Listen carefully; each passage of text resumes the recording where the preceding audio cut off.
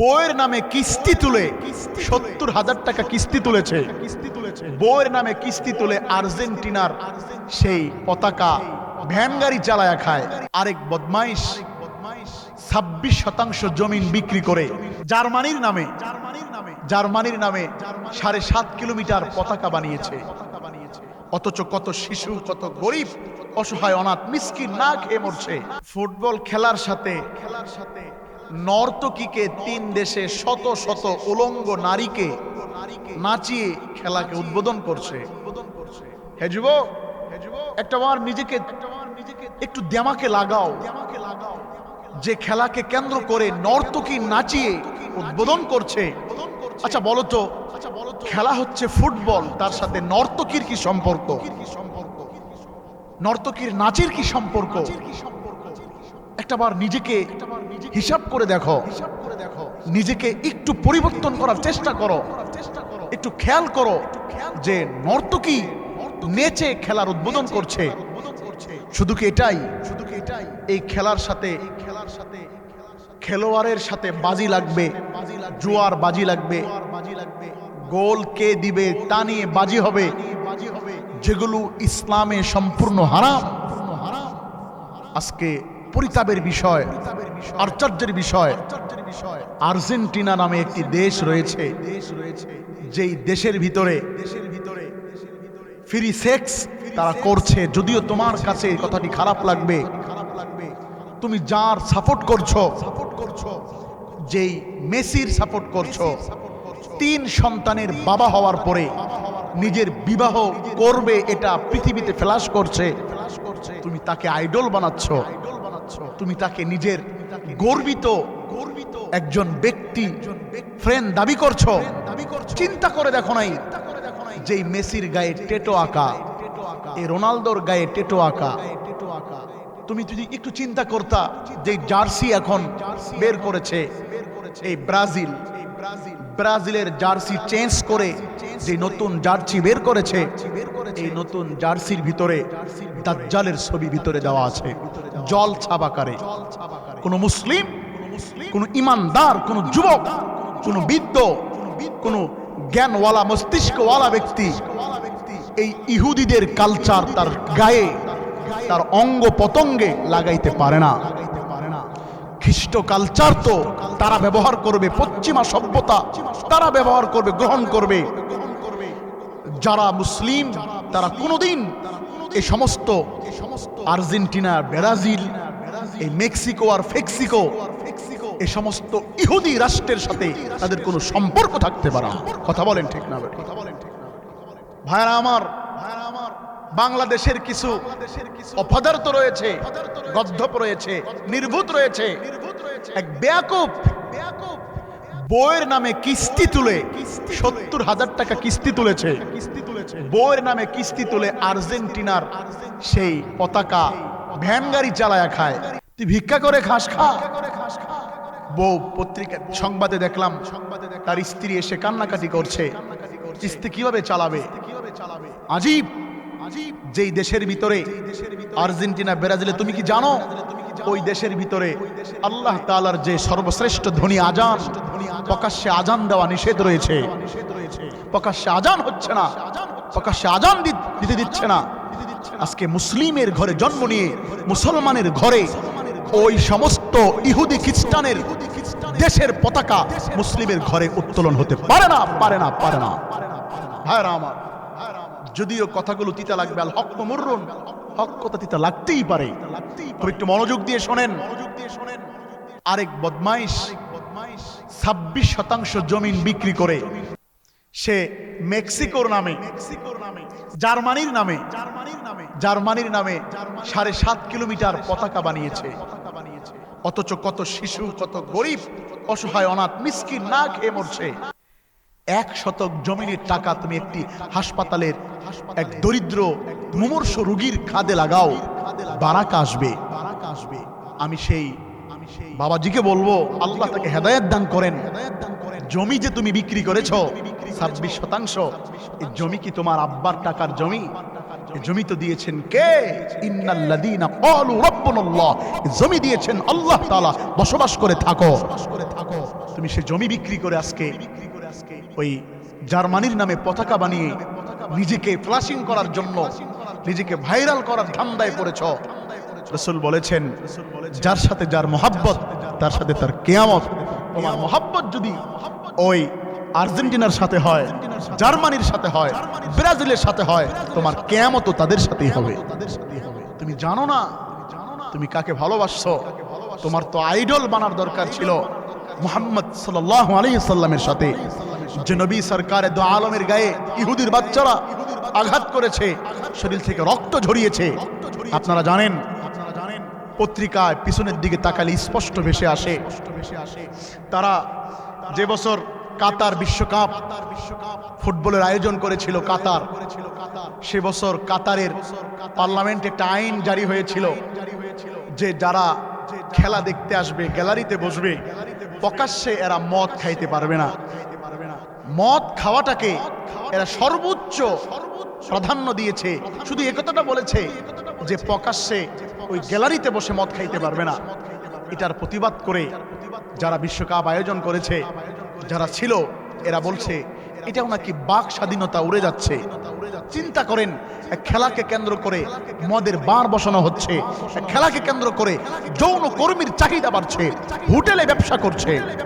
যে বছর ব্রাজিল বিশ্বকাপ আয়োজন করেছিল, সে বছরের এখনো পত্রিকায় পিছনে তাকালে আপনি দেখতে পারবেন, যে বছর ব্রাজিল বিশ্বকাপ আয়োজন করেছিল, ব্রাজিল এক সাংবাদিক সম্মেলনে বলেছে দেশের আয় হিসাবে, যে দেশের আয় হবে এই আয়োজন করে কোন খাতে খাতে, এই একটা খাত তারা উল্লেখ করেছে যে এই বিশ্বকাপের ভিতরে এই খাত, অর্থাৎ প্রত্যেকটা হোটেলে যে সমস্ত নারীদেরকে তারা টাকার বিনিময়ে বিক্রি করবে, এই খাতটাকে তারা উল্লেখযোগ্য খাত হিসেবে ব্যবহার করে বলেছে যে এই খাতে কোটি কোটি টাকা তাদের লাভ হবে।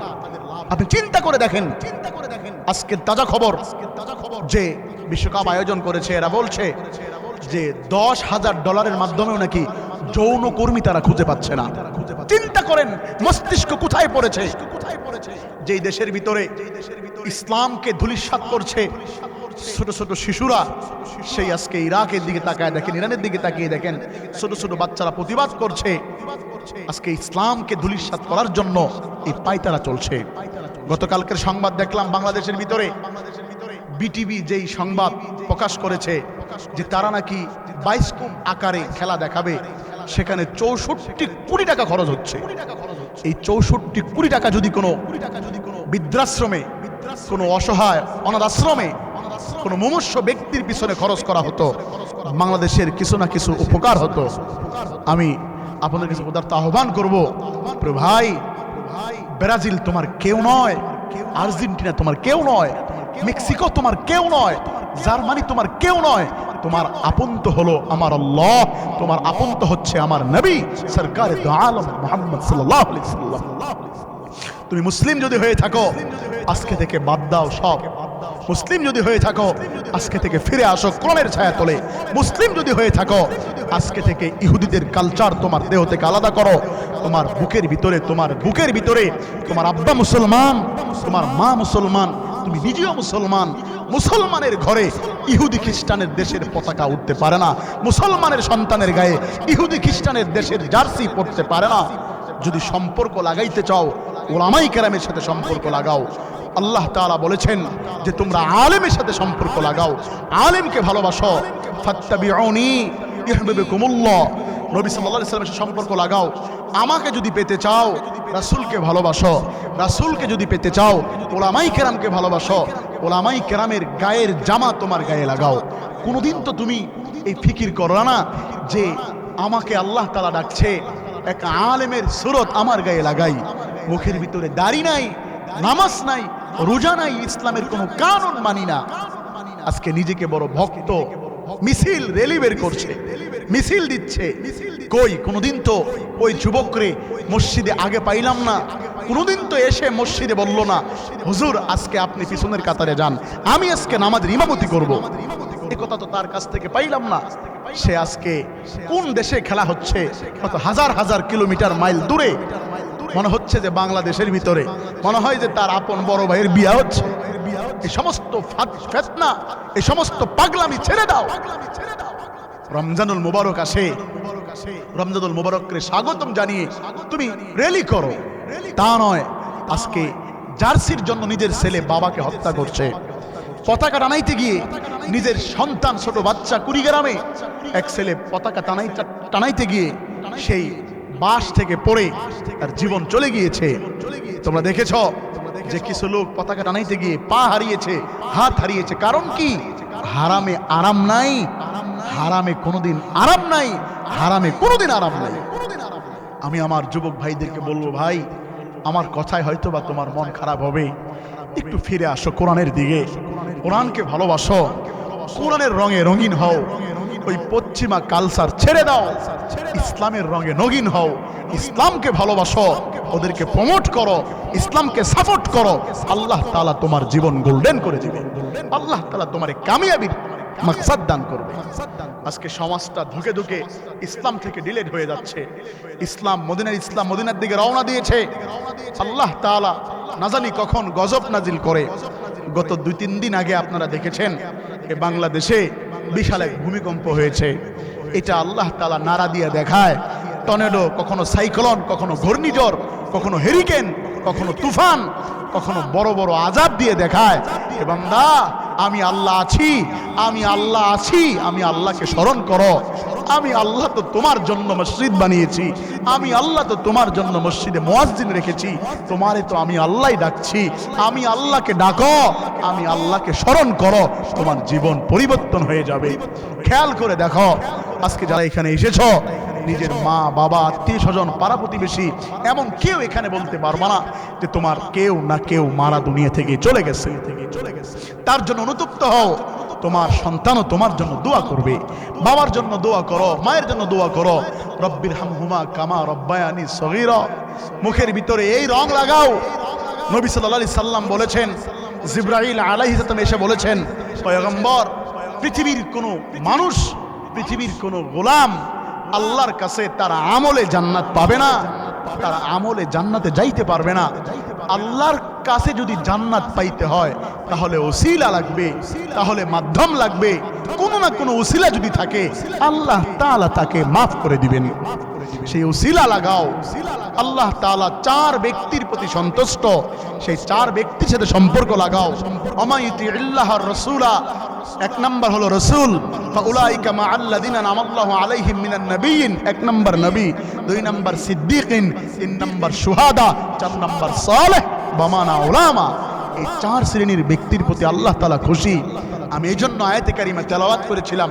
আল্লাহ তাআলা বলেন, ইহদিনাস সিরাতাল মুস্তাকিম সিরাতাল লাযীনা আন'আমতা আলাইহিম গায়রিল মাগদুবি আলাইহিম ওয়ালাদ-দাল্লিন। আল্লাহ তাআলা পবিত্র কালামের ভিতরে আয়াত নাজিল করে জানায়া দেয়, পৃথিবীর মানুষেরা একটু মনোযোগ দিয়ে শোনো। আমি আল্লাহর কাছে চাও, ইহদিনাস সিরাতাল মুস্তাকিম, ও দয়াময় মাওলা আমাদেরকে সরল সঠিক পথ আপনি দেখান। ওই পথ দেখান যেই পথে চললে যারা চলেছে, যাদের প্রতি আপনি রাজি এবং খুশি, তাদের পথ দেখান। তাদের পথ দেখায়েন না যাদের প্রতি আপনি এবং আপনার রাসূল অখুশি, আপনি এবং আপনার রাসূল তাদের প্রতি বেজার, তাদের পথ নাই। যাদের প্রতি আপনার গজব নাজিল হয়েছে তাদের পথ অনুসরণ করায়েন না। আল্লাহর কাছে প্রত্যেক নামাজে বান্দা দোয়া করে, মালিক আপনি আমারে সঠিক রাস্তা দেখান, আপনি আমারে ভালো রাস্তায় পরিচালনা করেন, আপনি আমারে সঠিক পথ দেখান। বান্দা মসজিদ থেকে বের হয়া বাঁকা পথে দৌড়ায়, বান্দা মসজিদ থেকে বের হয়া আর্জেন্টিনার পতাকা নিয়ে দৌড়ায়, ব্রাজিলের পতাকা নিয়ে দৌড়ায়, মেক্সিকোর পতাকা নিয়ে দৌড়ায়, আরো কত জার্মানি ফার্মানের পতাকা নিয়ে দৌড়ায়। ও বান্দা, পতাকা যদি হাতে নিতেই মনে চায়, কালেমার পতাকা হাতে না নাও, জবানে আল্লাহ তাআলার জিকির চালু করো। যদি কালেমার পতাকা যদি হাতে থাকে, জবানে যদি আল্লাহ তাআলার জিকির থাকে, বান্দা যদি রাস্তায়ও মারা যাও, হতে পারে মুখে জিকির আর হাতে কালেমার পতাকা থাকার উসিলায় আমার আল্লাহ তোমার জীবনের গুনাহ মাফ করে দিতে পারে।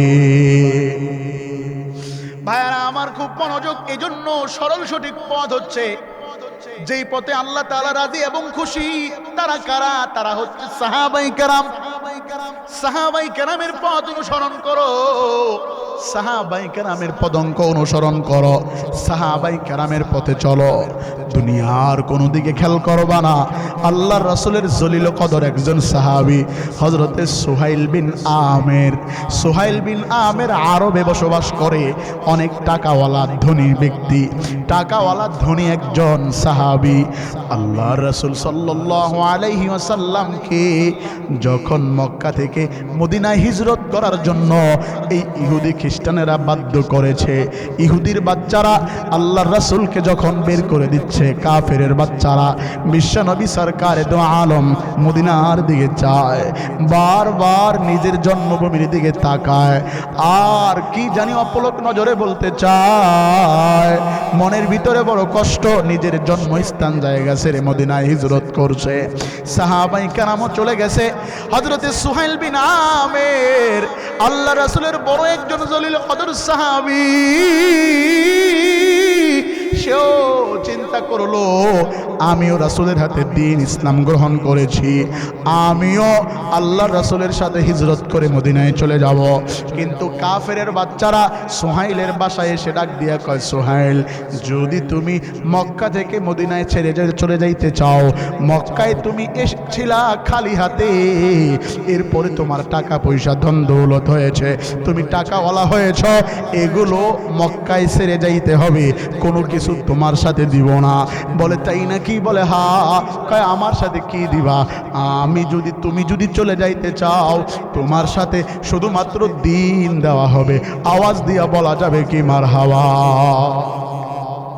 সুহাইল বিন আমের বলে, যদি দিন দাও তাতেই চলবে, আমার অন্য কিছুর প্রয়োজন নাই, চলে যাও। নবী সরকারে দো আলম যখন চলে গিয়েছে, সুহাইল বিন আমের ভিতরে বড় কষ্ট। মক্কার কাফেরেরা টাকা পয়সা ধন দৌলত, উট উটনি, ভেড়া দুম্বা ছাগলের পাল কিচ্ছু দিবে না, সব রেখে দিবে। সুহাইল বিন আমের বলে, আমি সব ছাড়তে পারি, দিন ছাড়তে পারি না। আওয়াজ দিয়া বলা যাবে কি মারহাবা? আমি দিন ছাড়তে পারি না, দিনের জন্য টাকা পয়সা বাড়ি গাড়ি সব ছেড়ে দিলাম। সুহাইল বিন আমের সব কিছু ছেড়ে এক জামা গায়ে, পরনের একটা জামা নিয়ে রওনা হয়ে গেল। আল্লাহর রাসূলের প্রিয় সাহাবী হযরত সুহাইল মিটু মিটু করে আগায়, ভারাক্রান্ত হৃদয়, তবে দিলের ভিতরে আনন্দ। আমার টাকা পয়সা দিয়েছেন যিনি, আমার মালিকের দিনের জন্য আমি তা ছেড়ে আসছি। আল্লাহ পাক রব্বুল আলামিন জিবরাইলকে পাঠাইয়া দিয়েছে, জিবরাইল জলদি করে হাবিবের কাছে গিয়ে সংবাদ পৌঁছায় দাও, সুহাইল বিন আমের আমি আল্লাহর দিনের জন্য, রাসূলের মহব্বতে, আমি আল্লাহর ভালোবাসায় টাকা পয়সা ধন দৌলত সব আরবে ছেড়ে আসতেছে। আমার হাবিবের কানে কানে গিয়ে আওয়াজ পৌঁছায়া দাও। সরকারে দো আলম নবীর কাছে এসে হযরতে জিবরাইল এসে বলে, পয়গম্বর, আপনার প্রিয় সাহাবী সুহাইল বিন আমের দ্বীনের জন্য, ইসলামের জন্য সব কিছু রেখে আপনার কাছে আসতেছে হিজরত করিয়া। বিশ্বনবী সাহাবায়ে কেরামদেরকে লাগায়া দিছে, সুহাইল বিন আমেরকে তালাশ করো, কোথায় আছে খুঁজে বের করো। সাহাবায়ে কেরামরা খুঁজে কোথাও পাওয়া যায় না। আল্লাহ রাসূল রাস্তায় বের হয়েছে, সুহাইল বিন আমের সামনে পড়েছে, নবীকে দেখে নিজেকে আড়ালে নিয়ে গেছে। রাসূল ডাক দিয়া কয়, সুহাইল এদিকে আসো। আল্লাহ রাসূলের সামনে এসে সুহাইল চোখের পানি ছেড়ে দিয়েছে। বিশ্বনবী ডাক দিয়া বলে, চোখে কেন পানি? তুমি যেই ব্যবসা করছো আমার আল্লাহ তোমার ব্যবসা পছন্দ করেছেন। আওয়াজ দিয়া বলা যাবে কি মারহাবা। সুহাইল, তুমি যে আল্লাহর সাথে ব্যবসা করেছো, আল্লাহর সাথে যে ব্যবসা তুমি করেছো আমার আল্লাহ তোমার ব্যবসা পছন্দ করেছে।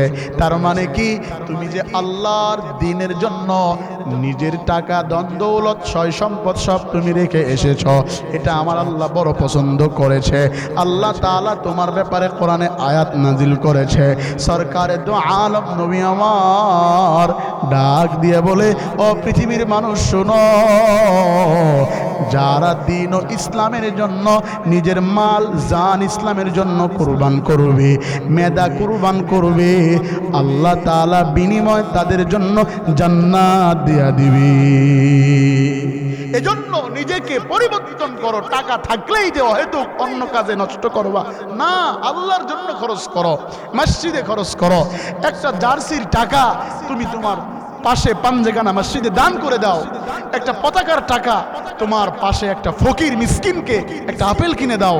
একটা জার্সির টাকা সমপরিমাণ একটা মাদ্রাসায় দান করো, একটা এতিমকে দান করো। খোদার কসম খেয়ে বলি, ওই এতিম যে কয়েকদিন তোমার টাকা খাবে, আল্লাহ তাআলা রাজি খুশি হয়ে তোমার আমল নামায় সওয়াব দিতে থাকবে। ভাইরা, একটা জার্সির টাকা, একটা পতাকা যে তৈরি করছো, এটা পতাকা না কিনে ওই টাকাটা দিয়া মাদ্রাসার একটা এতিম ছাত্রকে কোরআনুল কারীম কিনে দাও। সে কোরআন যে কয়েকদিন পড়বে তার দিলের ভিতরে থাকবে, হতে পারে এই উসিলায় আল্লাহ তাআলা তোমার আমল নামার গুনাহ ক্ষমা করে জান্নাতের ফয়সালা করে দিতে পারে। আল্লাহ তাআলা আমাদেরকে বুঝে শুনে আমল করার তৌফিক দান করেন। আল্লাহ তাআলা আমাদেরকে গোটা পৃথিবীতে দ্বীন ও ইসলামের কথা, দ্বীন ও ইসলামের জন্য নিবেদিত প্রাণ হয়ে চলার তৌফিক দান করেন। হে যুবক, ফিরে আসো কোরআনের ছায়া তলে। বিশ্বাস করে কোরআনেই সর্বোচ্চ গাইডলাইন দিতে পারে তোমারে। জাহিলিয়াতের সকল প্রকার আধিপত্যের অবসান ঘটিয়ে খোলাফায়ে রাশেদার নমুনায় কোরআন সুন্নাহর ভিত্তিতে রাসূল করিম সাল্লাল্লাহু আলাইহি ওয়াসাল্লামের অনুসৃত পথে আল্লাহ তাআলা আমাদের সকলকে চলার তৌফিক দান করেন। আমিন।